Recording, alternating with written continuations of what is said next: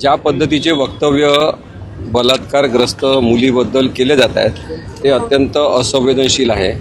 काहीतरी खळबळजनक बोलायचं याचा उद्देश ठेवून खोटी विधानं केली जात आहेत, दिशाभूल केली जात आहे।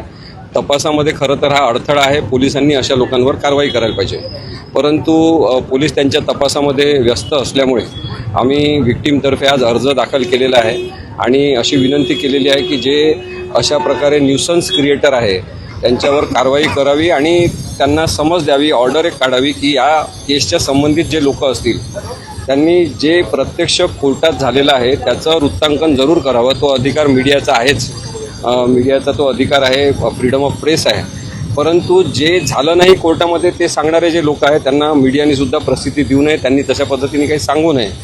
दुसरं काही राजकीय लोक जे आहेत ते अत्यंत बेताल अशी विधानं करत आहेत।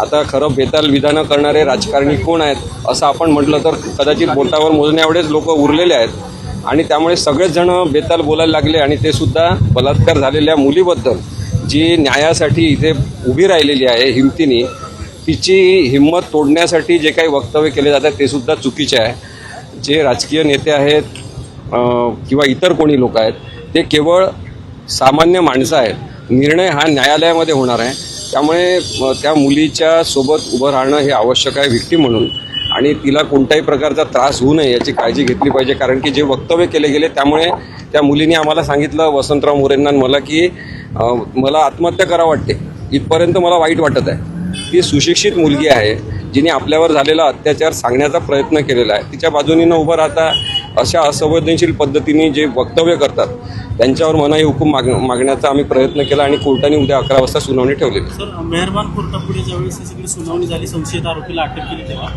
7,500 रुपयाचा विषय जो आहे तो कोर्टासमोर न मांडता त्यातील काही वकिलांनी थेट मीडियासमोर मांडला आणि त्यामुळे तरुणीची बदनामी होती। नाही, मी आत्ताच सांगितलं की काही प्रत्येकच व्यवसायामध्ये काही असंवेदनशील लोक असतात, त्यांना संवेदनशीलता आणण्यासाठी खरं तर प्रशिक्षणाचे कार्यक्रम सातत्याने घेतले पाहिजे। म्हणजे माझी आपल्या इथले पत्रकार संघाचे अध्यक्ष आहेत त्यांनासुद्धा विनंती आहे की त्यांनी पत्रकारांसाठी बलात्काराच्या केसेसचं रिपोर्टिंग करताना काय काळजी घ्यायची याच्याबद्दलचा वर्कशॉप घेतला पाहिजे। म्हणजे असे बेताल वक्तव्य करणार तुम्ही दाखवूच नका ना कोणाला, म्हणजे काही गरज नाही त्याची, कारण पत्रकार हे तिसरा डोळा आहेत समाजाचा, त्यांना माहिती आहे कोणाचं बरोबर आहे कोणाचं चूक आहे। त्यामुळे कुणीतरी आपण वेगळं काहीतरी दाखवतो याच्या नादात त्या लोकांना महत्त्व देणं अशा खोटारड्या ते चुकीचं असतं। बिपिनसोबत तुम्ही अपियर होणार आहात 12 तारखेला? आम्ही आज वकीलपत्र दाखल केलेलं आहे, त्यामुळे 12 तारखेला आम्ही अपियर होऊच, पण उद्यासुद्धा सुनावणी आहे, त्याच्यामध्ये वसंतराव मोरे यांच्यासारख्या काही राजकीय नेत्यांनी पुढाकार घेतला आहे, तिला मदत करतायत ते, ही चांगली गोष्ट आहे। मला वाटते की अन्यायग्रस्त लोकांसोबत उभे राहणारे खूप लोक असले पाहिजे। सर,